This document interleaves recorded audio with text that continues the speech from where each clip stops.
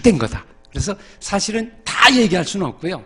아주 핵심적인 부분들만 하나님께서 이걸 기록하게 하셔서, 그죠? 이걸 우리에게 이렇게 소개했다. 그래서 이거를 실족의 사건을 보면 1장에서 11장까지가 장수로 11장이죠. 그 연도로 보면 몇 년 될 것 같아요? 연도로 보면.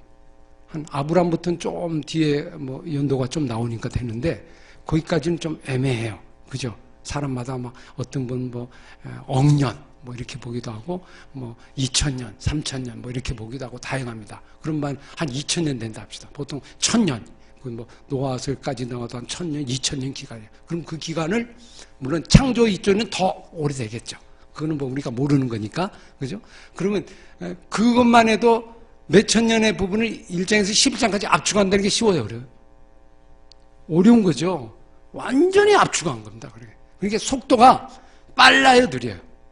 아주 빨라요. 그냥 타임머신 잡고 샥 지나가는 거예요, 그냥. 다다다다다다 지나가는 거예요. 대충 하나님이 천지를 창조하시나? 빛이 있었다. 이렇게 가는 거예요. 그러니까 이게 막 그냥 1000년 지나고 2000년, 이게 만약 긴 기간이라면 뭐 100년, 200년, 300년 쫙쫙쫙쫙 지나가는 거야, 한 해. 그런 어떤 아주 속도감 있는 그런 걸로 이 성경이 1장에서 11장까지는 특히 기록이 됐다. 원역사는. 그러니까 그렇게 보면 어떻게 보면 사실은 중심 메시지라기보다는 내용이 들어있지만 진짜 본론은 뒤에 나오겠다. 이걸 알 수 있죠. 그걸 위한 배경이다. 이거는. 그죠? 거기에 다 들어있지만 이걸 풀어내는 과정에서 이제 진짜 이해에서는 뒷부분 나온다. 그러면 창세기에 대한 내용을 이해를 하려면 처음에는 어려워요. 처음에는 이게 뭐가 뭔지 모를 거야, 아마. 아멘. 근데 나중에 예수 그리스도를 믿고 나면요, 이 창세가 쉬워지게 됩니다. 싹 보이게 돼요. 그죠? 속도감이. 이제 그런 책이 창세기 부분이다. 그리고 특히 1장에서 11장은 딱 압축됐기 때문에 더군다나 그게 더 강하다. 나오는 걸. 그래서 속도감 있게 읽어야 돼요. 그러니까 거기에서 뭘 정보를 찾으려고 하면 안 돼요. 왜냐하면 이게 100년, 200년, 막 1000년 이런 걸 쫙 풀고 나가는데 거기서 뭐 자세한 거 뭐 백과사전 찾듯이 뭐 이걸 찾을 수는 없잖아요. 그죠? 그러니까 성경은 그걸 기록하려고 한 게 아니에요. 거기서 뭐 창조과학을 뭐 만들어서 우리 인간을 어떻게 그런 데에 관심 있는 게 아니고 중요한 하나님의 메시지가 거기에 들어있는 거다. 그거를 찾고 들어가시면 훨씬 창세기 1장, 11장이 아주 역동적이 있게 비록 짧지만은 완대한 그 핵심 드라마가 다 들어있다. 이렇게 보시면 좋겠죠. 속도감 있게 긴장감을 풀고 이렇게. 여러분 이거 있잖아요. 영화를 보다가 딱 보면 1000년의 이야기를 단 2줄로 딱 요약을 할 수도 있고, 그럼 딱 100년 후 그러나 딱 이렇게 넘어가 버리죠. 그럼 딱 한 장면만 딱 나왔는데 그냥 그걸로 딱 마무리하는 거예요. 그럼 그게 보통 장면이 아니잖아요. 거기에 압축함. 그러니까 이 저자가 이 성경을 압축할 때는 그만한 이유가 있다. 그죠? 거기는 아주 중요한 것만 기록했겠죠. 그냥 대충 넘어간 게, 이건 다 암송을 해야 돼요. 그럴 정도로 소중한 것이다. 왜? 그 긴 기간을 이렇게 기록했다는 건 바로 그걸 우리에게 의미하는 거 있죠. 그래서 유대인들은 이 토라를 다 외워요. 토라만큼요. 토라는 아까 창세기부터 신명기까지 모세 오경을 얘기하는 거예요. 이게 기본이거든요. 이거는 무조건 외웁니다. 그래서 토라는 외울 책입니다. 이해될 책이 아니고 무조건 외워요. 무조건 집어넣어요. 그냥 암송을 해요. 그래서 성인식을 할 때 13살 유대인들이 성인식을 하잖아요. 그러면 아이들이 다 외우는 애들이 보통이 넘습니다. 보통 창세기부터 쭉 신명기까지 그냥 다 외워요. 통으로 다. 그런 사람이 아주 많고 뭐 라피들은 더 많고요. 지금도 그러고 우리가 만약 5경 정도 외우면 어떤 일이 날까요? 만약 아이들이 5경을 외웠어. 대초에 하나님이 천지를 창조하시니라부터 쭉 해서 신명기까지 딱 외웠어. 그리고 목사님이 딱 와서 딱 수여장 딱 줬어. 그러면 얘가 어떤 사람이 될까요? 이거는 아이비리그는 그냥 들어갑니다. 그죠? 그냥 통과해요. 모든 거는 다 해요. 그래서 유대인들은 사실 이 성경을 암송하면서, 읽고 암송하면서 이게 모든 근원이 다 있어요. 그래서 그들이 이제 아이비리그에 30% 들어가거든요. 그죠? 미국의 모든 대학의 과정들이. 하버드 대학에 가면 3명이, 10명 중에 3명이 유대인이고요. 그리고 거기에 교수가 30%가 유대인이에요. 그래서 3명 중에 하나가 유대인이니까 지나다 보면 뭐합니까? 하도 인원이 많다 보니까 학생회관을 있는데 자기들만의 학생회관을 따로 만들어놨어요. 그 정도로 이렇게 많아요. 우리는 동아리방이 많이 있죠. 근데 자기만이 딱 들어있어, 거기에. 하도 인원이 많으니까. 왜 이렇게 많이 들어가냐. 지금도 줄 대고 있어요. 그게 비결이, 제가 이제 이 랍비한테 제가 들은 말인데, 왜 이렇게 많이 들어가? 이유가 있대요.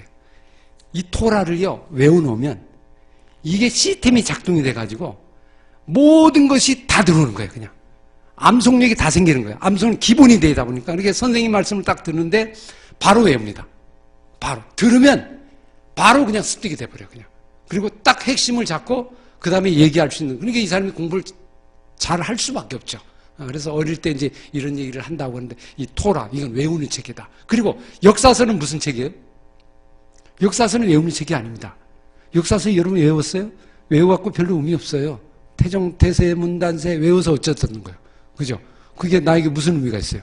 1950년도, 1945년도, 1948년도, 이거 외워서 무슨 의미가 있어요? 아무 의미 없어요, 사실은. 그죠?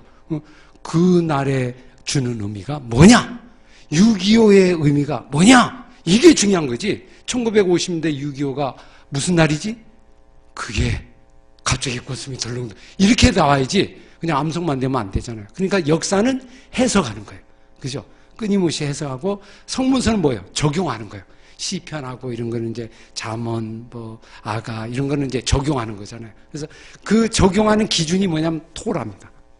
예, 기준을 갖고 해야 되잖아요. 이렇게 근거를. 그래서 이거는 모세 율법이라고도 하고 율법이라고도 하는데 이걸 갖다 외우는 부분이다. 그래서 이 부분을 가지고 우리가 모든 기초를 이렇게 다지는데 그런 측면에서 보면 이제 이 배경이 창세기 1장에서 11장까지가 이 배경이다. 이 배경이 대단히 중요해요. 여러분 보세요. 이야기를 시작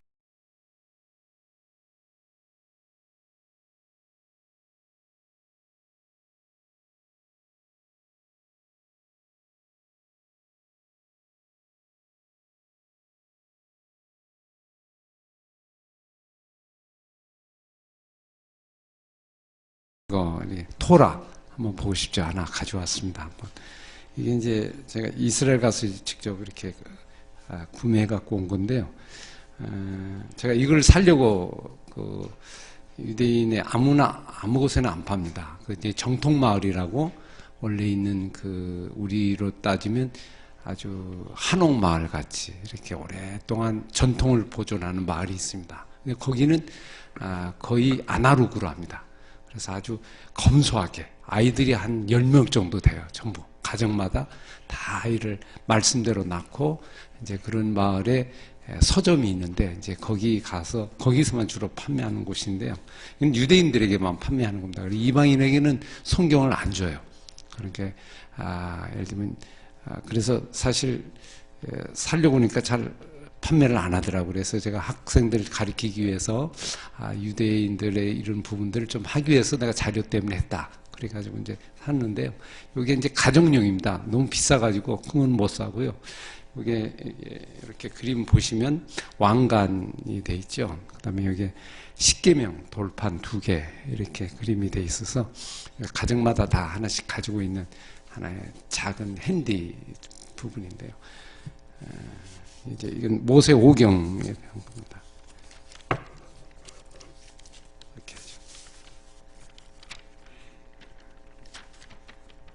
쭉 피면 이렇게 토라가 이제 돼 있는 거죠. 이렇게 이제 이걸 놓고 성경을 읽고 그죠? 이렇게 마오는 게 이걸 이제 흔히 말하는 토라라고 하는 모세 오경이라고 하는 이 성경책이다. 이렇게 이해하시면 되겠어요. 그죠?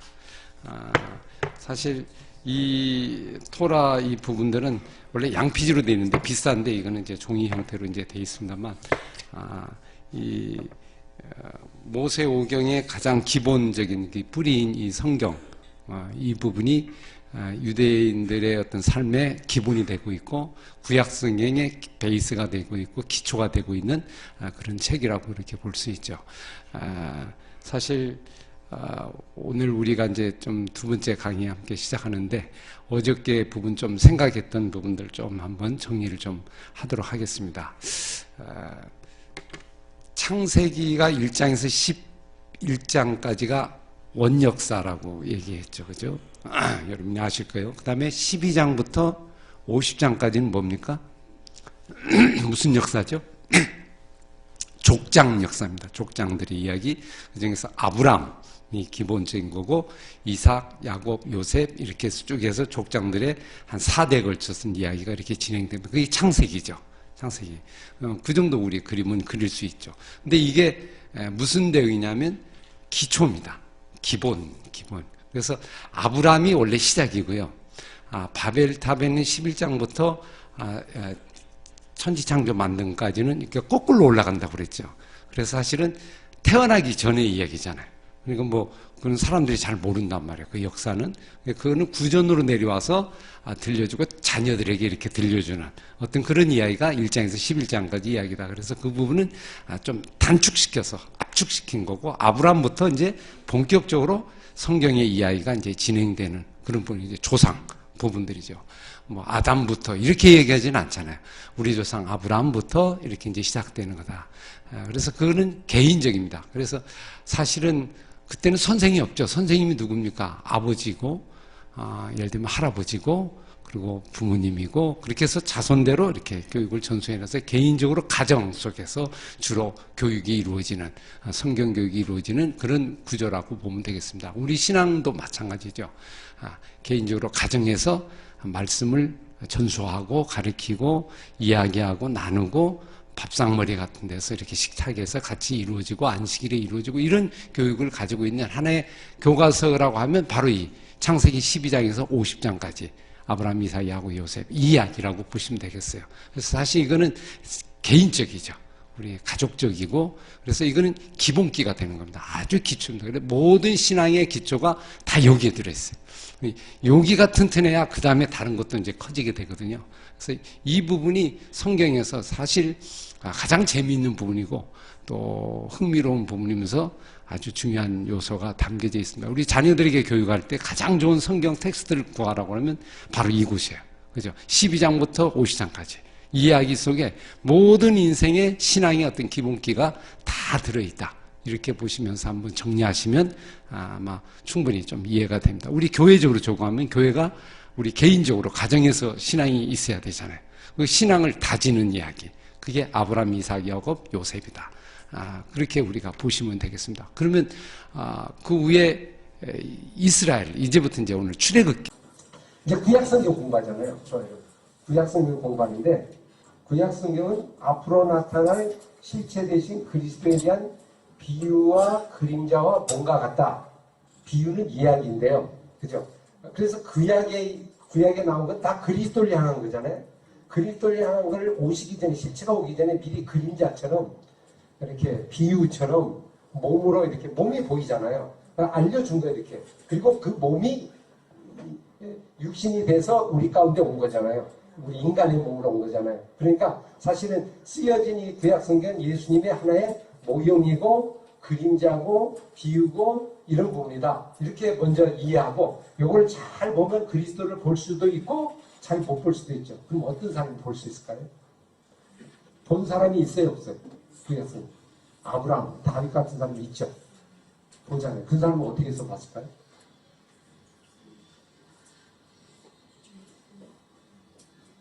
예수님은 만났어요. 실체를 만난 거예요. 사실은.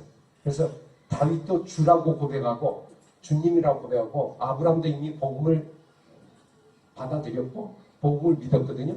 복음이라면 갈라디아서에 나오죠. 그죠? 아브라함이 복음을 믿었다. 복음을 전했다. 이 얘기 나오죠. 그런 사람은 깊게 들어가서 그 모습을 봤다. 그 얘기는 이미 그 속에 그리스도가 있는데 우리는 못 보지만 그들은 봤다. 그러니까 우리가 이제 그거는 우리가 이제 부족해서 그렇죠. 많이 믿음이 부족이기 때문에 안 보이는 거예요. 그건 무슨 얘기냐면 믿음이 있어야 보인다 이 말이에요. 믿음이 있어야 보인다는 걸 의미하는 거예요. 그죠?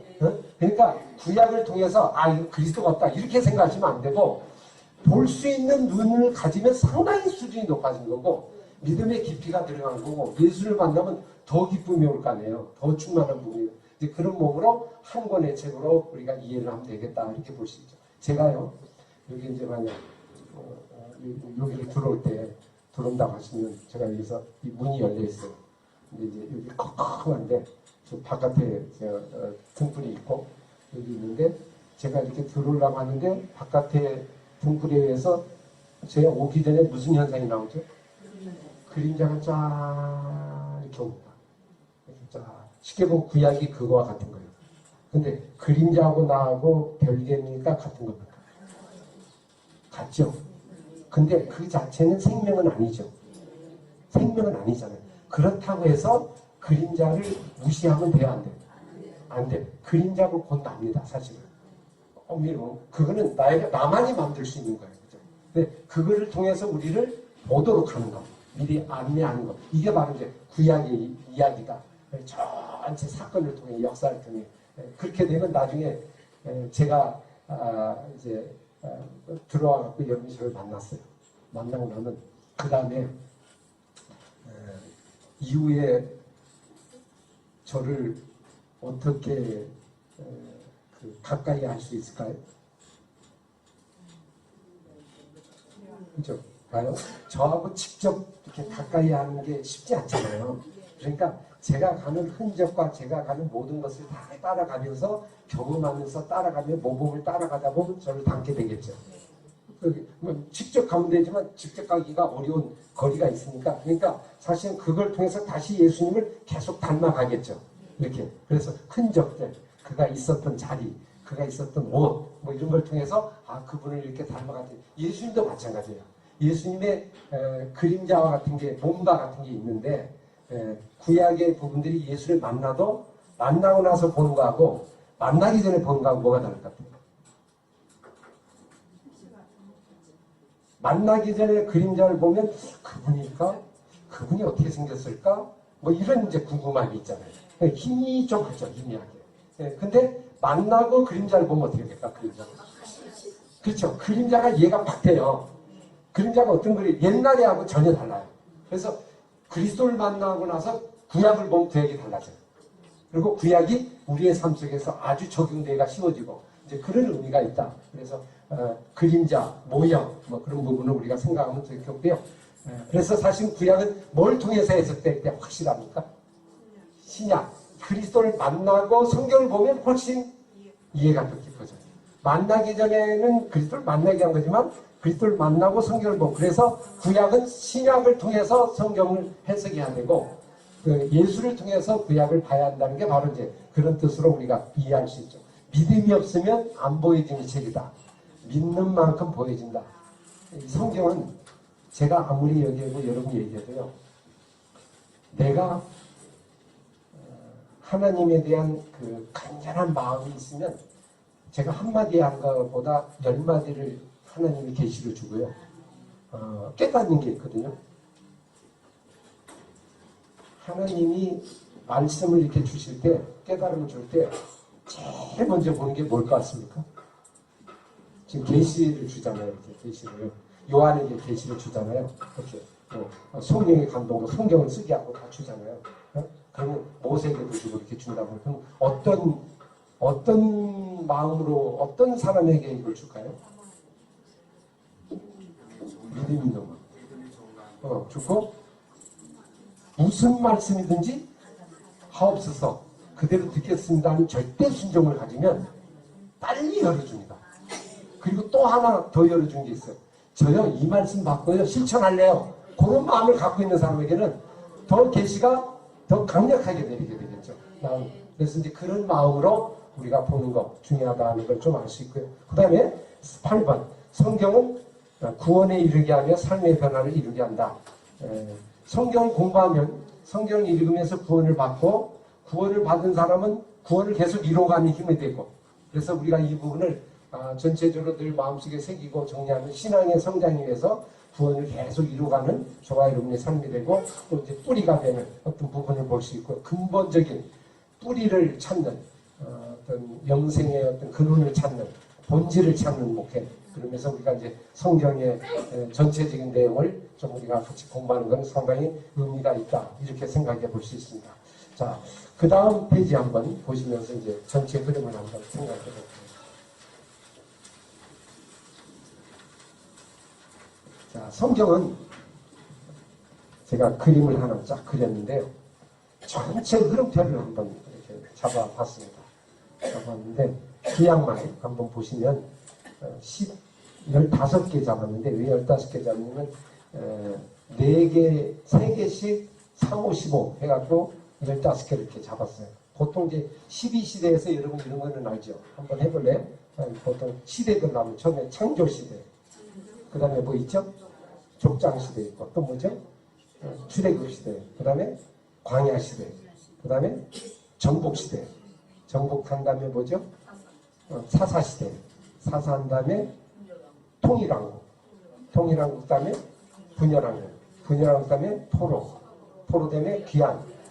그리고 침묵시대. 뭐 이렇게 되죠. 그죠? 그럼 보통, 요건 우리가 이제 흔히 알고 있는 어떤 부분이에요. 그걸 좀 더 이렇게 내용적으로, 시대별로 통해서 내용적으로 의미를 좀 이렇게 해봐서 제가 15개를 정리했는데 한번 키워드인데요. 그 키워드. 창조. 거기부터 한번 읽어볼까요? 시작. 창조, 타락, 구원, 훈련, 반역, 전수, 정복, 실패, 통일, 분열, 포로, 귀환, 고백, 지혜, 사냥. 그렇게 되면 앞에 부분이 구조로 보면 창세기부터 신명기까지가 구조로는 믿음의 원리입니다. 원리. 이걸 뭐라고 그러죠? 토라라고 그러죠? 모세오경. 그래서 이거는 원리입니다. 원리. 원리는 변해요, 안 변해요? 변하지 않습니다. 그죠? 그 다음에 요수아부터 에스더까지, 그리고 선지서 포함해가지고요. 그게 이제 귀환까지인데 그건 역사입니다. 그래서 역사는 뭐죠? 해석이죠. 그걸 느비임이라고 해서 역사서, 예언서가 같이 포함되어 있습니다. 히브리인들의 히브리 성경은요, 역사서가 없습니다. 다 예언서입니다. 전기예언서, 후기예언서 이렇게 되어 있어요.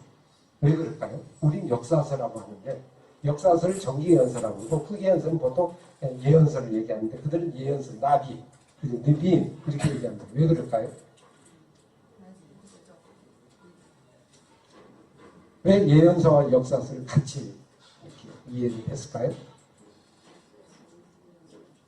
이스라엘 역사는 하나님의 말씀으로 이루어진 역사라고 보기 때문에 그런 거예요.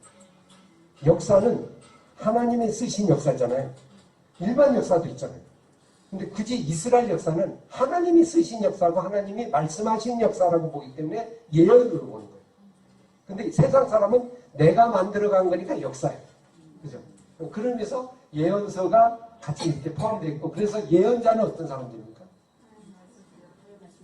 역사 속에 하나님의 예언대로 이루어가고 가나안 땅에 갔는데 그대로 못 사는 거에 대해서 하나님의 예언이 주어지는 거예요. 이게 깨닫게 해주는 거죠. 이렇게.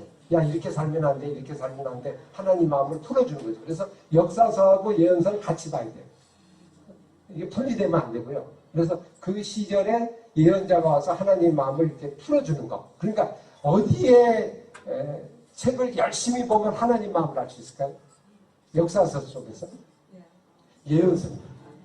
예언서. 왜냐하면 하나님 마음이 직접적인 마음이 그게 담아서 전해지잖아요. 그렇기 때문에 예언서야말로 하나님 마음을 알 수 있는 가장 좋은 책이에요. 근데 오늘 우리에게 가장 약한 책이 무슨 책이에요? 예언서요. 왜 그럴까? 여러분 선지동산 졸업했죠? 근데 선지동산 졸업하면 한 권 정도는 완전히 독파하고 졸업해야 되잖아요. 그 17명 예언자 중에 한 사람 멘토리 있어야 되잖아요. 그럼 한 사람에 대한 그 책 정도는 완전히 소화를 해야 되잖아요. 그래 나가는데 예언자들이 나가는데 지금 어떤 예언자들이 자기 모델도 없어. 그죠? 하나 만든 것도 없고. 우리가 현실이 좀 그래요. 그러니까 이게 얼마나 좀 많은 안타까움이 있죠. 그죠? 그래서 사실 오늘 우리가 예언서, 상당히 우리 목회자에는 아주 중요한 하나님 마음을 직접 읽을 수 있는 예언서다. 그래서 예언서가 왜 어렵냐면요. 역사도 중요하지만 직접 얘기를 하는 말씀이에요. 그래서 이게 어려운 거예요. 그만큼 영성이 깊다 이 말이에요. 여러분 말이 직접 얘기해서 알아듣는 사람이 있고 돌려서 얘기하는 사람 한다는 거예요. 직접 알아듣는 사람은 그만큼 가까운 사람이고 돌려서 한 사람이면 뭐 이것저것 얘기해서 이렇게 알려준 거예요. 그런 면에서 예언서는 우리 이제 목회자들에게는 참 중요한 책이고 열심히 봐야 되는 책이다 이렇게 볼 수 있고요. 그 다음에 시가서, 성문서는 뭐죠? 적용입니다. 적용. 그런데 이거는 이제 실천적인 모델을 제시한 거죠. 뭐 찬양에 대한 거, 전도서, 그 다음에 간증에 대한 거, 지혜에 대한 거, 뭐 이런 걸 이제 하나의 모델로 제공한 거다. 그렇게 보면 원리, 해석, 적용. 그러면 성경이 어디까지 쓰여진 책이냐면 실천까지 쓰여진 책이에요. 실천. 그러니까 성경은 지식책이 아니에요. 지식책이라고 생각하는 건 그는 무지해서 그래요. 성경 자체는요, 이 자체가 실천까지 가는 전인적인 책이에요. 전인적인. 생명이기 때문에, 생명인데 그게 지식이 되는 게 말이 안 되잖아요. 그냥 이 자체가 그냥 실천입니다. 그러니까 여러분 이 자리에 와서도 우리가 말씀을 공부한다는 건 실천까지 포함되는 겁니다. 그래서 실제 시가서나 이런 데 보면 기도문 나오죠. 찬양 나오죠. 간증 나오죠. 고백 나오죠. 이게 실천 아닙니까? 그러니까 하면서 기도하고 하면서 찬송하고 하면서 통회하고 이렇게 되면 이 자체가 바로 실천이 현장이지 말씀 따로 실천 따로 이렇게 안 된다는 거예요.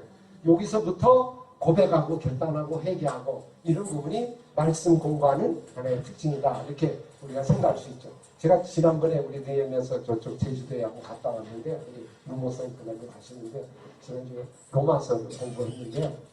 어떤 일이 있었냐면 중국 목회자들이 서로 모르잖아요. 정말 소통이잖아요. 통역을 하니까 처음 만나는데 3일 동안 있었는데 중간에 뭐 아브람 얘기인가 뭐 같이 나눴어요. 뭐 다 아는 얘기예요, 그죠? 뭐 아브람 얼마나 많이 같이 얘기를 나누는데 이거 다들 막 눈시울이 이렇게 붉어가지고 이렇게 있는데 갑자기 준비를 안 해가지고 휴지가 없는 거예요, 휴지가. 그래서 휴지를 찾는데 어떤 한 분이 휴지를 가지고 있어요. 그러니까 휴지를 달라고 휴지를 성창 나누듯이 나누더라고요. 이렇게 휴지를 나눠서 이렇게 전달해서 하나씩 이렇게 닦는 모습을 제가 이렇게 보면서 무슨 생각이 들었을 것 같아요? 성경을 공부한다는 거는 바로 실천까지 같이 바로 이어지는 거. 그죠? 눈물과 고백과 함께 나오는 거다. 그래서 이게 전인적인 공부다. 이렇게 우리가 이해하면서 우리가 성경을 바라보면 좋겠고요. 그럼 여기서 원리, 모세오경, 토라 5권은 어떻게 공부하는 게 가장 좋을까요? 원리니까. 방법으로 따지면 어떻게 공부하는 게 좋을까요? 원리는 변하지 않는다고 그랬잖아요. 믿든 말든 이해되든 안 되든 이건 변하지 않는 거예요. 그렇죠? 그렇다고 하면 어떻게 공부하는 게 좋아요? 유대인들은요, 이걸 어떻게 공부하냐면 전부 다 외워버립니다. 통으로 다 외워버려요. 이건 무조건 해요. 이해가 되든 안 되든. 왜 그럴까요? 하나님의 원리이기 때문에. 그래서 어릴 때부터 외워요. 나중에 잘 안 외워지니까 어릴 때부터 무조건 해요. 이해가 되든 안 되든 무조건 해요. 그러면 다 외우죠. 외우고 나면 나중에 이걸 삶 속에서 중등부 정도나 머리가 이렇게 생기고 그때부터 풀어내는 겁니다. 그게 뭐냐면 역사예요. 해석이에요, 해석. 역사 삶 속에서 이 토라를 풀어내는 거 이렇게. 그죠? 적용해 나가는 거 이렇게. 해석해 나가는 거. 역사는 지금도 계속 반복이 되잖아요. 그러니까 토라를 계속 살아가는 게 역사다. 토라를 계속 살아가는 게 이스라엘 역사고 그렇지 못하면 망하고 그렇지 않으면 가고 이 두 개가 결정된다. 그러면 예언자는 뭘 갖고 예언을 할까요? 역사 속에서 예언을 해야 되잖아요. 그럼 뭘 갖고 예언해요? 기준이 뭐예요? 기준이. 원리가 뭐죠? 토라 5권. 그거를 완전히 내 걸로 소화해서 그걸 가지고 얘기를 하는 거예요. 그죠? 그걸 가지고 예를 들면 선언하고 선포하고 그게 모든 선지자의 기본 자세였다. 그러면 이렇게 이해할 수 있죠. 성경에는 안 나오지만 아모스, 똥치, 양치이잖아요. 어떻게 해서 선지자로 부름을 받았을까요? 일반 평신도잖아요. 일종의 보면. 제사장이 아니에요. 예언자를 선택하는 기준이 뭐냐면 토라예요. 토라를 완전히 소화되고 이해된 사람 중에 뽑는 겁니다. 그 중에 내 마음에 합한 자가 오는데 그게 아모스라고. 모든 선지자가 다 그래요. 그죠? 그러니까 자기가 선지라고 부른 걸 받으려고 생각한 게 아니고 열심히 하다가 보니까 어느 날 하나님이 나를 부르셔서 쓰게 됐는데 이 토라를 가지고 기준을 얘기하는 거죠. 자기 생각을 하는 게 아니고. 그러니까 하나님의 합당한 선지자가 되고 하박국이나 모든 선지자가 전부 다 동일해요. 그러면 선지서 읽어보시면 기본 원칙이 있는 게 뭐냐면 전부 토라의 근거에서 얘기를 합니다. 그러니까 이거에 대한 완전한 이해를 가지고 있다. 이렇게 우리가 이해할 수 있어요. 그렇게 보면 오늘 저와 여러분도 하나님께서 종으로 부름을 받으려면 어떻게 할까요? 말씀에 충실한 자를 부르신다. 그 사람을 부르지 그 사람을 불러야 하나님 말씀이 전해잖아요. 근데 말씀이 약하면 내 말을 하잖아요. 자꾸 자기 얘기를 하게 되니까 이게 이제 거짓 선지자가 될 가능성이 크죠. 자칫하면. 그래서 말씀을 쭉 하다 보면 아모스도 불렀는데 나도 부를 수 있죠. 그러니까 어느 날 하나님께서 나를 통하여 말하게 하시는 일들이 일어난다 하는 것을 볼 수 있죠. 외우고 이건 해석은 끊임없이 원리에 따라서 해석하고요. 그거에 따라 적용하는 겁니다. 그렇게 보면 성경 66권 아니 39권 중에 실제 뭐만 있으면 되는 거예요. 굳이 딱 토라만 있으면 돼요. 토라만 나머지는 해석으로 풀어가는 거예요. 이렇게 적용을 해나가는 거예요. 이렇게. 그러니까 나머지는 외우는 책이 아니고 토라를 외워서 적용하고 응용하고 자꾸 해나가는 책이에요. 그렇게 되면 성경이 39권이지만 압축이 되죠. 5권으로 딱 정리가 되는 거예요. 응? 무슨 얘기인지 알죠? 복잡하지 않고 5권이에요. 5권 안에 모든 게 다 들어있어요. 요걸 가지고 이제 역사 속에 풀어가면 되는 거예요. 이렇게 계속. 역사는 계속되는 거잖아요. 그러니까 과거 역사인데 과거 역사를 못 사는 걸 가지고 이분 역사 살고 지금 역사를 살아가고 그리고 그걸 삶 속에 적용하는 책이 성경책이다. 근데 우리는 이제 성경을 어떻게 이해하냐면 66권을 다 이해를 하고 39권을 다 하려고 하니까 어려워지는 거예요. 그죠? 힘들어지는. 이제 사용 방법을 모르는 거예요. 사용 방법. 그러니까 무조건 가게 되고 실제 살아가는 데는 삶을 못 살아가고 복잡하게 되고 어디서 어디를 사용할지 모르는 그런 현상이 생기는 게 이 성경의 구조를 우리가 잘 이해를 못해서 그렇다. 원래 그렇게 쓰여진 책인데 그래서 우리가 그렇게 이해하면요. 사실 훨씬 좀 유익하고 신약에는 복음서죠. 원리가 보면. 그래서 복음서하고 토라만 잘 해서 요걸 가지고 계속 응용해서 역사 속에서 살아가는 모습을 보면 좋겠다. 이렇게 우리가 생각할 수 있죠. 그 세 가지 부분. 그 다음에 위에 부분 보면 창조 부르시고 부르신 자는 어떻게 하죠? 훈련하시죠. 그러니까 부르셨다는 얘기는 창조에서 타락한 사람 속에 아브라함을 부르시고 이스라엘 백성을 부르셨잖아요. 출애굽기 18장까지 한 사람은 아브라함 불렀고 민족으로 부른 거는 18장까지예요. 그 다음에 19장은 이제 뭐가 됩니까?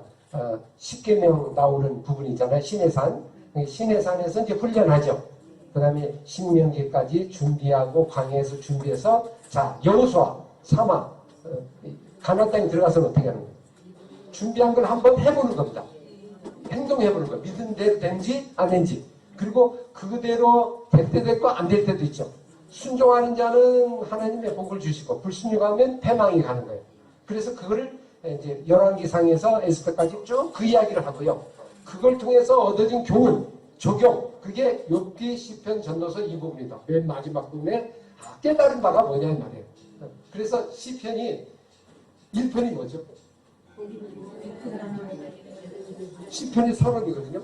전부 해보니까 전부 살아보니까 결론이 나왔다는 거예요. 복 있는 사람은 어떤 사람이다? 악인과 죄인의 길에 서지 않고 그죠? 오만한 자리에 앉지 않고 오직 여호와의 율법을 묵상하는 자로다. 이렇게 하는 자가 시절에 나무를 쫓아 가시는 것들이 잘 되고 형통하고 요는 바람처럼 날라지고 없어진다. 이런 얘기죠. 악인의 길은 토라를 떠나는 길이고 율법이라는 건 토라예요. 토라를 따라간 사람은 형통한 거고 토라를 벗어난 사람은 망했다 이 말이에요. 그죠? 그러니까 지금까지 구약성의 결론을 얘기한 거예요. 이렇게 시편 속에. 그리고 거기에 대한 찬양의 이야기를 쭉 풀어간 거다. 이렇게 볼 수 있죠. 전도서도 어때요? 전도서 맨 마지막 장이 뭐예요? 헛되고 맨 마지막이 뭐라고? 그래서 뭐 헛되는 거예요? 헛되면 다 끝나는 거게? 그죠? 한 가지 일의 결국을 알았으니 한 가지가 있다. 여호와의 계명을 지키는 것이 사람의 본분이다. 최고 본분이다 이게. 이걸 얘기하려고 하는 거예요. 이게. 토라를 지키는 것이 이게 진짜다. 이걸 얘기하려고 하는 거고. 또 예를 들면 잠언은 그런 말씀을 지키는 내용도 다양한 것들이 많이 나오죠. 실제적인 적용 같은 거 나온 것. 이제 그런 것들을 쭉 적용을 해서 우리가 적용하는 거. 그게 적용서다. 그러니까 적용서는 외우는 게 아니고 실천하는 겁니다.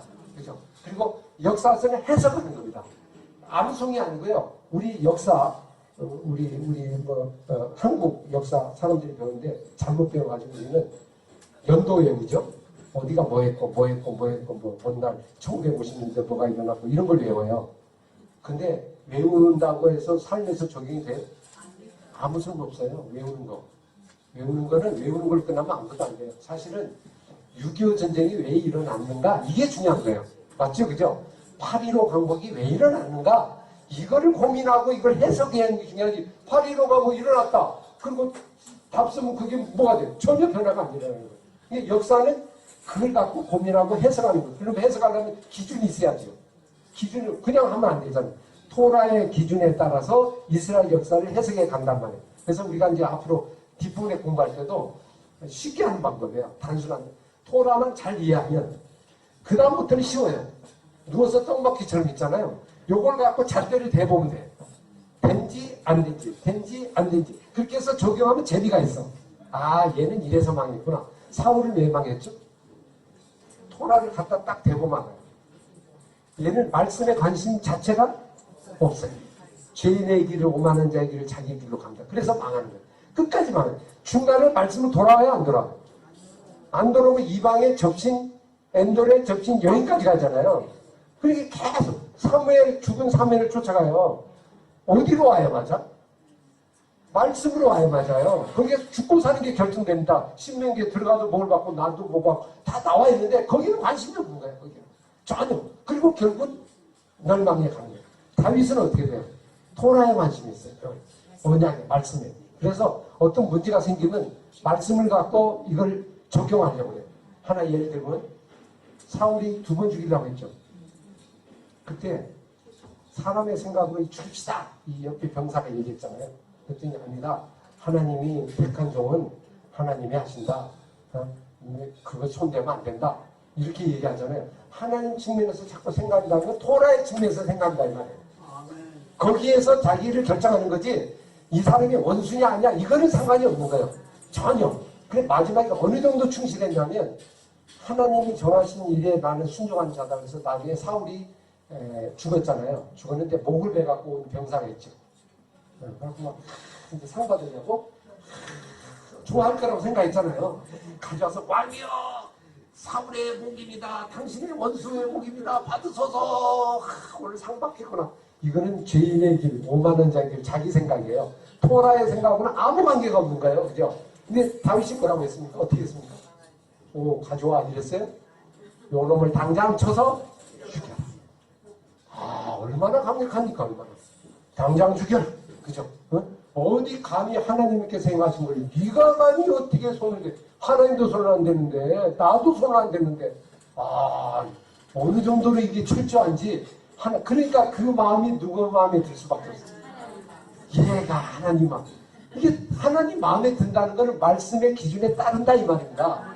그렇게 가면 하나님이 나를 도와줘서 그 인도한 그게 구약의 이야기인 부분이에요. 이제 그런 걸 가지고 이렇게 보면 다 어느 역사든지 올 테면 오라 이렇게 할 수 있어요. 어느 것도 오면 요 기준 갖고 보고 정리하시면 돼요. 그러면 분열왕국, 통일왕국, 분열왕국도 다 이해가 돼요.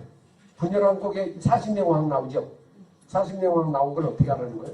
토라를 가지고 네가 점검해보라 이 말입니다.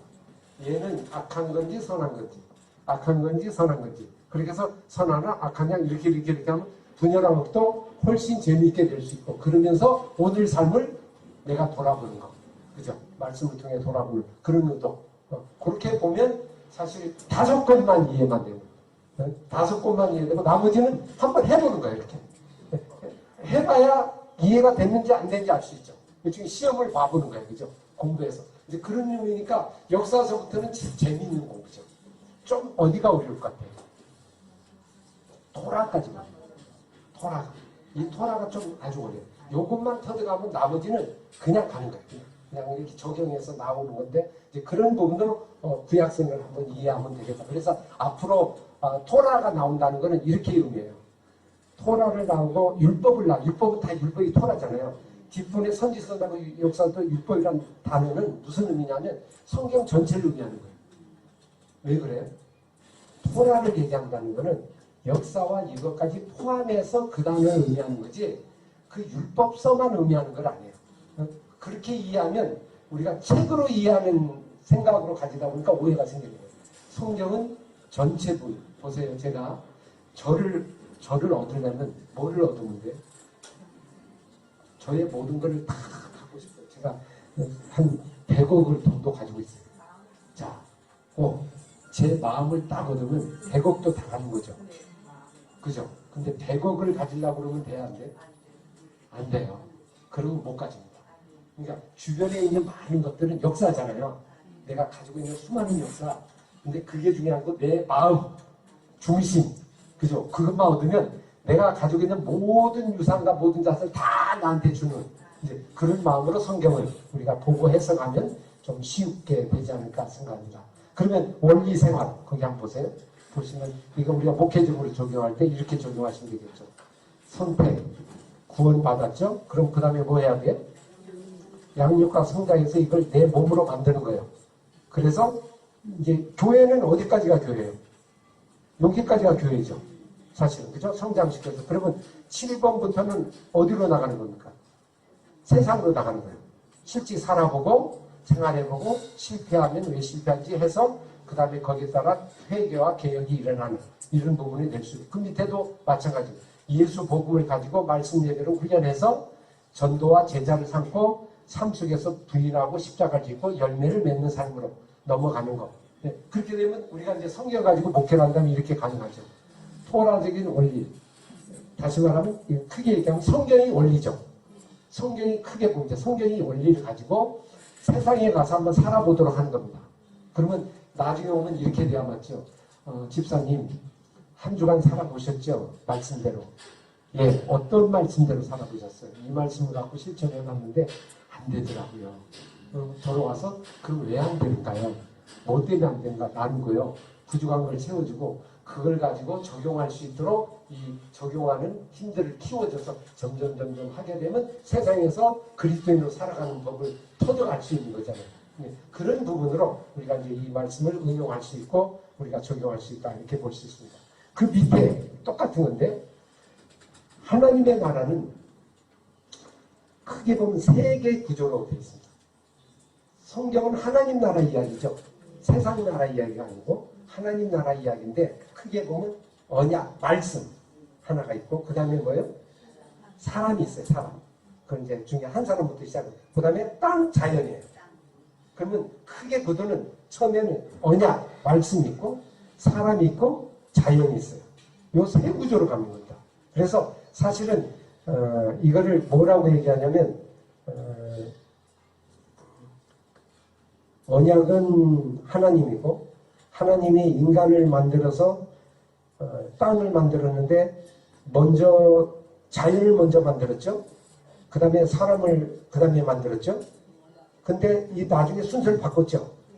순서를 왜 먼저 만들고 사람은 맨 마지막에 만들어서 다시 나중에 순서를 바꿔서 사람에게 관리하고 다스리도록 이렇게 그 권한을 줬거든요.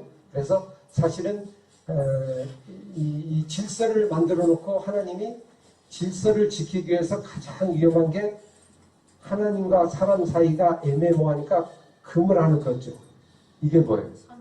이게 선악까지 이렇게. 그렇게 되면 하나님, 인간, 사람 그 사이에 말씀이 있는 거죠. 이렇게 말씀. 그렇게 해서 이 성경 전체가 세 개가 쭉 구도로 가는 겁니다. 그러면 처음부터 끝까지가 뭘로 가냐면 언약으로 가겠죠. 그래서 언약에 대한 게 창조, 이걸 창조 언약 보통 그렇게 얘기하고 은혜 언약은 뭘까요? 이 은혜 언약은 어딜까? 창세기 3장 15절에 나오는 원복음 있죠. 거기에 은혜요. 거기서부터 은혜의 언약이 은혜가 시작이 되죠.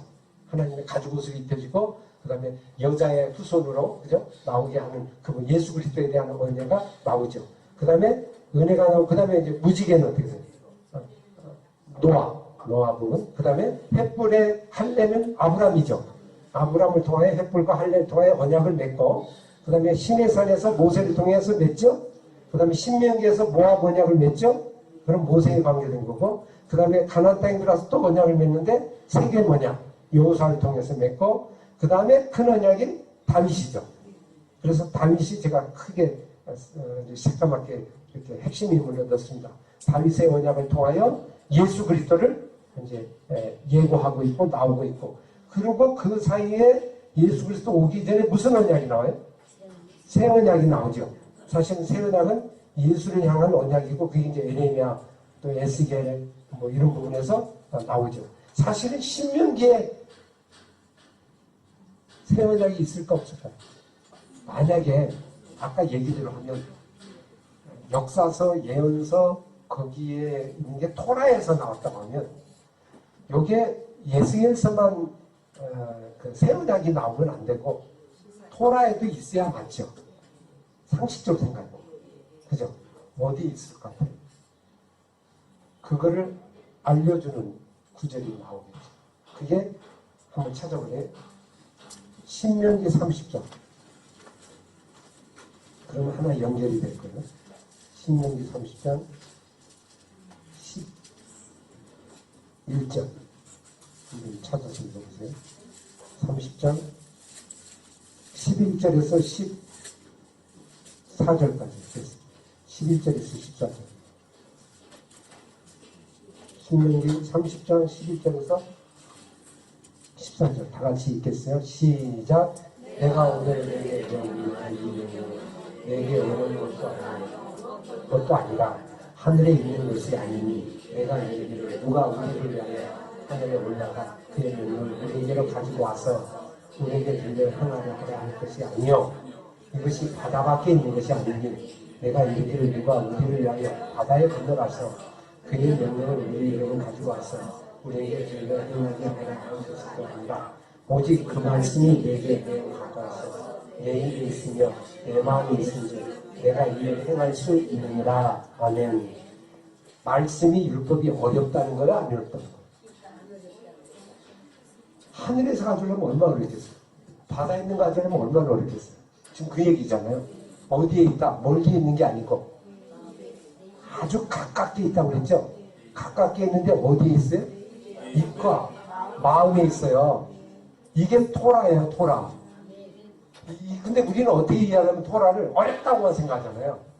이미 이 속에 이게 나와 있어요. 근데 아주 가까운 말씀인데 사람들이 이해를 못하니까 문제가 있는 거지. 그죠? 그거를 알려주는 거예요, 깨닫게. 그래서 이게 타락하고 이스라엘 백성이 패망을 하니까 에스겔 선지자 에레미야가 이 새 언약을 얘기하는 거예요, 그죠? 그래서 새 언약에 한번 에레미야 31장 한번 볼까요? 그걸 한번 찾아보시면 거의 같죠? 31장 31절 우리가 잘 아는 에레미야 31, 31 똑같죠? 같이 읽겠어요? 31장 31절 같이 33절 읽겠어요. 33절 시작. 그러나 그날 이후에 내가 이스라엘 집과 맺을 언약은 이러하니 곧 내가 나의 법을 그들의 속에 두며 그들의 마음에 기록하여 나는 그들의 하나님이 되고 그들은 내 백성이 될 것이라. 여호와의 말씀입니다. 그랬죠? 내 마음에. 자, 이게 신약에 쫙 넘어가면요 똑같은 구절이 있어요. 로마서 10장. 로마서 10장 9절. 우리가 잘 아는 구절이에요. 그죠? 10장 9절. 맨날 외우는 구절이죠. 10장 9절 10절 시작. 내가 만일 내 입으로 예수를 주로 시인하며 또 하나님께서 그를 죽은 자 가운데 살리신 것을 내 마음에 믿으면 구원을 얻으리라. 사람이 마음으로 믿어 의에 이르고 입으로 시인하여 구원을 이르리라. 두 가지 뭐죠? 그게 이미 어디에 나와요? 모세 토라에 나와 있는 거예요, 그죠? 그게 전부 똑같은 거예요, 똑같은 거예요. 똑같은데 이게 이해를 안 되다 보니까 이제 나중에 나오는 거잖아요. 그거를 예수님이 이루시게 하고 예수님을 통하여 이 은혜를 주어진 것. 이렇게 보면 이미 성경은 한 권이라는 걸 알 수 있어요. 이게 각각 떨어진 게 아니고 한 권으로 이해해서 그 속에서 주어진 거고 그 은혜 속에서 우리가 바라봐야 된다는 거예요. 왜? 생명이기 때문에. 제가 아무리 건강해도요, 발가락에 여기에 손에 점이 하나 생기면 제가 죽습니다. 이게 암이라고 하면 피부암이요. 맞죠? 손가락 하나인데요. 여기 하나에 내 전체가 죽어요. 왜 그래요? 생명이기 때문에. 생명이기 때문에. 그래서 하나로 이해하는 거 아주 중요한 부분이다. 그래서 구약은 누가 가장 중요한 인물이냐면 다윗입니다. 왜 그러냐면요. 마음에 합한 사람이 누구예요? 다윗이거든요. 다윗은 형태를 본 게 아닙니다. 원래 다윗을 따지면 아주 밧세바 범죄로 진짜 죄인 중에 죄인이잖아요. 그런데 마음으로 그를 구원해서 의인으로 삼았지 행위로 받은 게 아니잖아요. 그 마음이 내 마음에 합해서 그 고백을 가지고 다윗을 다윗 되게 했고 그를 예수 그리스도 오게 했다고 하면 이것이 이제 복음의 부분이고 사실 모든 성경의 구약은 누구를 향해서 가냐면 이제 다윗을 향해서 갑니다. 그래서 이 뒷부분에 보세요. 그림 표 있죠? 하나 큰 거 나눠드린 거 한번 보시면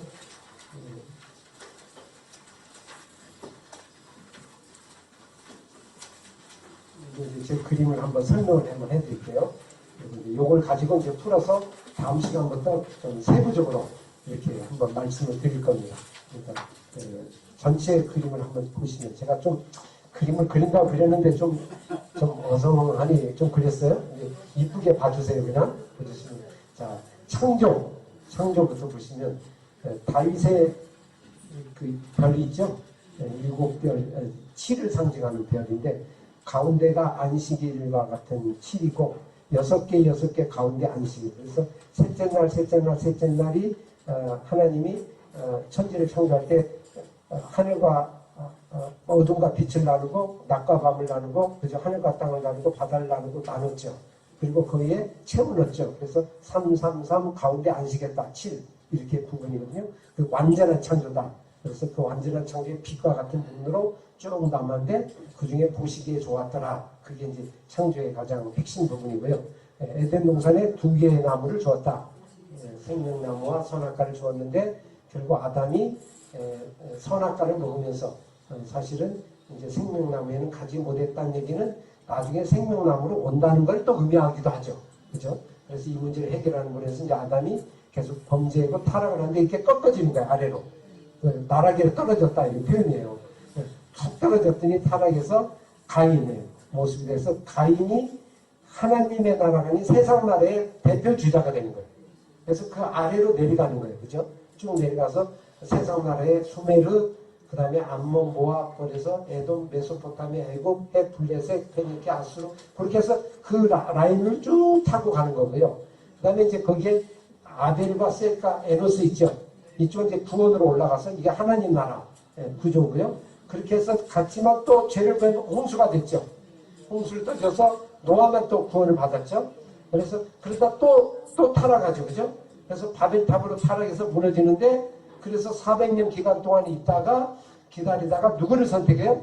아브라함을 선택해서 아브라함의 한 인물을 거기에다 이제 세우는 거죠. 그 아브라함이 어디서 믿음이 완성되냐면 모리아산에서 완성이 된다.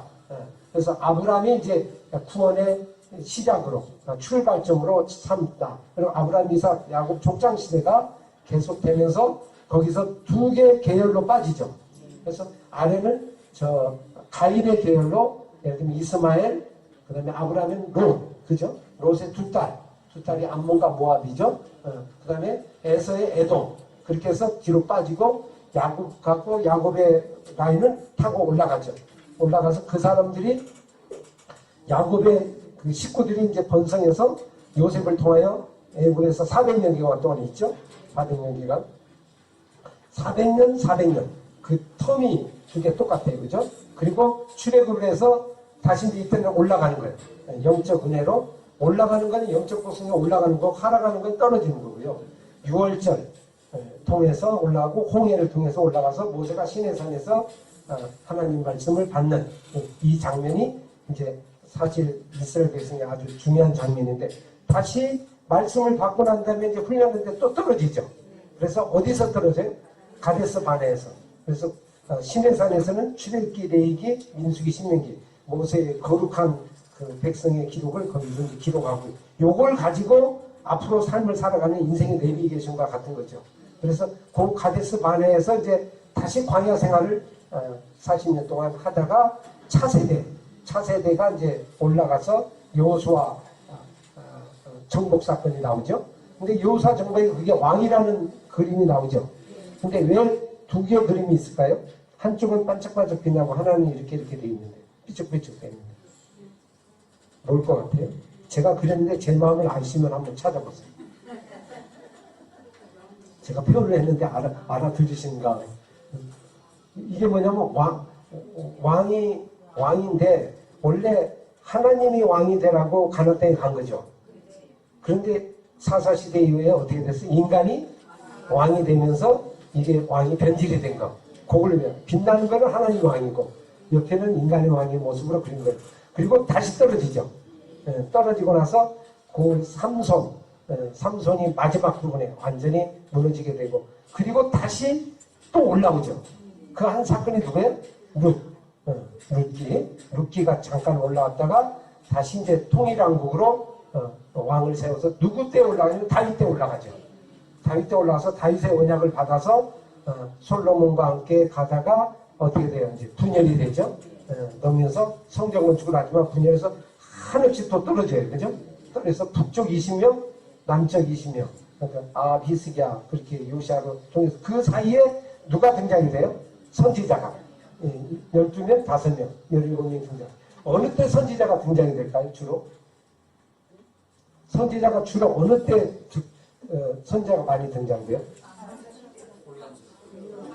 더 하락으로 내려갈 때, 타락이 심할 때 선지자가 집중적으로, 그죠? 거기에 투입이 된다. 이렇게 이해하시면 돼요. 그리고 넘어져서 호세아 북왕국 멸망해요. 누구한테? 아수르. 그죠? 그 다음에 남왕국 좀 유지하다가 마지막에 이제 히스기야 시대에 70년 이제 포로 생활로 포로식으로 넘어가는 거죠. 그러다 다시 귀환을 하죠. 그래서 성전 재건이 일어나고 그거를 통해서 이제 결론은 어떻게 돼요? 교훈을 삼는 거죠. 지혜서와 시가서를 통해서 그렇다면 우리가 어떻게 이 역사를 이해할까? 이걸 생각하고 이제 우리가 여전히 부족하니까 우리를 구원하신 메시아를 기다리면서 또 역시 침묵 400년 기간 동안 기다리면서 이제 예수를 기다린 그 과정이라고 볼 수 있겠죠. 그래서 예수 그리스도가 이제 크게 보면 빛이 쭉 보시기에 좋았죠. 근데 다윗의 마음이 합한 거니까 보시기에 좋은 거죠. 근데 이후의 역사는 다윗의 길로 간 남유다는 구원을 받고 여로보암의 길로 간 사람은 다 멸망하고 그래서 다윗의 길로 계속 이어간 그 길이 예수 그리스도 그 길을 쫓아 내려간 남은 자가 마리아와 사실은 요셉 그 이야기로 이제 마태복음으로 넘어간다고 이렇게 볼 수 있죠. 그래서 다윗의 등불을 꺼지 않는다고 했죠. 영원토록. 그래서 예수 그리스도의 빛으로 끝까지 이어지는. 그렇게 보면 구약의 인물의 다윗을 이어서 예수 그리스도가 가고 거기에 아브라함이 하나의 이제 시작 출발점이 되고 그죠? 그리고 오늘 내가 이제 그 예수를 이어서 이 역사를 계속 이어가는 존재로 우리가 살아가는 것이 우리가 해야 될 일이다. 그래서 지금 사실 이 구약 성경은 이제 이 흐름을 따라서 올라갔다 내려갔다 이렇게 우리가 이제 흐름을 따라갈 겁니다. 그래서 어떤 때는 성경을 제대로 읽으려면 어떻게 읽어야면 이렇게 읽어야겠죠. 올라갈 때는 할렐루야 하다가 떨어질 때는 눈물을 흘리고 막 애통하고 그리고 왜 나라고 생각하고 같이 동참하고 이러면서 슬퍼하고 그저 안타까워하고 나의 죄를 회개하고 뭐 이런 마음으로 가다가 또 올라가면 하나님 은혜를 찬양하다가 또 떨어지면 또 그러고 이러면서 구약 성경을 쭉 타고 가다 보면 올라갔다 내려갔다 회개하고 구원하고 회개하고 그러다가 내가 점점 변화해서 그리스도를 만나게 되는 어떤 그런 과정들 그런 흐름으로 우리가 구약 성경을 한번 쭉 타고 가시면 아마 의미가 있을 거라고 생각합니다. 사실 뭐 성경 전체가 뭐 한 번에 딱 이해되기는 어렵지만 쉬운 거지만 한번 이제 간단하게 한번 그림을 한번 정리해봐서 여러분도 뭐 여러분 나름대로 그림을 한번 뭐 이런 시간을 가져서 한번 정리해 보셔서 가르치는 일에 좀 힘을 쓰시고 좀 해보시면 좋겠다 이런 생각 같습니다. 구약이 사실 예수 그리스도가 숨어 있는데 예수 그리스도가 보이지 않는다는 거예요. 다윗은 받고 아브라함 받잖아요. 선지자들은 받잖아요. 그러니까 앞으로 오실 그리스도를 예언을 하고 메시지를 전하고 그죠? 그 내용을 전하잖아요. 근데 대부분의 사람은 다 못 보잖아요. 그럼 오늘도 우리가 구약을 보면서 똑같은 상황을 한번 생각해 보시면 구약을 보면서 예수란 이름이 없죠. 구약에. 그림자니까. 몸이니까. 근데 예수를 구약 속에서 계속 발견해 볼 수 있으면 일종의 몸과 같은 거니까. 몸과 같은데 느낌이 흔적을 발견할 수 있잖아요. 그거를 느낄 수 있다면 상당히 영적으로 깊게 갈 수 있단 말이에요. 그러면 오늘 구약을 보면서 예수 그리스도가 잘 안 보인다는 얘기는 무슨 얘기일까요? 우리 잘 안 보이잖아요. 사실 우리가 이 구약을 공부한 이유가 그건데 이걸 계속 발견해 보자는 건데 나는 발견하는데 왜 다윗은 발견했고 선지자들은 발견했는가? 나는 왜 안 보는가? 이걸 생각해 보면서 뭘 느껴야 될 것 같아요? 기본 원리를 잘 모르는 성경을 모르고 하나님 뜻이나 그 말씀을 정확히 모르기 때문에 그 원리를 몰린 게 몰랐기 때문에 그렇게 되는 거고 또 좋죠. 또 발견이 안 된다는 거는 다시 얘기하면 아까 모르는 부분이 무지한 부분에서 그게 곧 뭐가 되는 거예요? 내가 주인인 거죠. 왜냐하면 발견이 안 된다는 거는 무지한 거잖아요. 그리고 이게 내 생각이 있는 거잖아요. 영이 원래 발견되게 돼 있는데, 그죠? 그래서 그런 부분을 통해서 확인을 해보는 거죠, 이렇게. 아, 내가 부족하구나. 이거를 자꾸 하니까 구약의 의미가 깊죠. 사실, 신약은 확 드러났기 때문에 죄악을 발견하기가 쉽지 않아요. 왜냐면 숨어야 발견이 되잖아요. 딱 발견되면, 안에 이렇게 생각이 되니까 착각이 될 수 있어요. 근데 구약은 시험을 보면 숨어있기 때문에 이거를 발견하는 사람은 제대로 이해한 사람이고 그렇지 않으면 아직도 많이 무지한 거고 이제 그래서 구약을 통해서 우리의 자신을 한번 점검해보고 회개를 한번 해보고 돌아보고 그죠? 그러면서 생각해보면 점점 그리스도를 아는 지혜가 좀 깊어지면서 좀 우리 자신을 좀 돌아보는 그런 기회가 될 줄로 그렇게 믿습니다. 그래서 이번 기간 동안에 사실 저도 그렇고 여러분도 그렇고 뭐 아직도 많이 부족하잖아요. 그래서 구약을 안 보면 교만하게 계신 것 같아요. 왜 그러냐면 신약은 어지간하면 알아요. 왜냐하면 계시가 확 드러났기 때문에. 그게 분명해요. 그래서 근데 구약은 은밀히 숨어 있잖아요. 은밀히 숨어 있으면 이거는 영적으로 정말 깨끗하지 않으면 이게 보기가 어려워요. 그래서 이걸 통해서 다시 구원을 받았지만 다시 한번 나를 한번 점검해보고 그죠? 다시 한번 돌아보고 그리고 나의 영적 상태를 한번 생각해보고 그렇게 한번 우리가 찾아보는 그런 기회로 여러분이 삼으시는 목회 속에서 아마 새로워지는 은혜의 역사가 있을 겁니다. 다음 시간에는 이제 오늘 전체 했고요. 다음 시간에 이제 쪼개서 그죠? 아주 좀 세부적으로 하나씩 이렇게 나눠서 한번 같이 공부하면서 들어가는 그런 시간으로 갖도록 하겠습니다. 네, 수고하셨습니다. 네. 수고하셨습니다. 하나님 아버지, 한 사람 아담을 통하여 우리가 범죄하게 되었고 한 번 예수 그리스도를 통하여 구원을 받게 되었습니다. 참으로 감사한데 우리가 이 성경을 통하여 우리 자신을 다시 한번 돌아보고 옛 모습을 돌아보고 아직도 남아있는 우리의 옛사람을 발견하는 기회가 되게 하여 주시고 그를 통하여 더 그리스도와 가까이 그리스도와 더욱더 밀접하게 정말 주님과 연합하는 하나님의 놀라운 시간이 될 수 있도록 이 시간을 축복해 주시옵소서. 감사하며 예수님 이름으로 기도합니다. 아멘. 네, 감사합니다.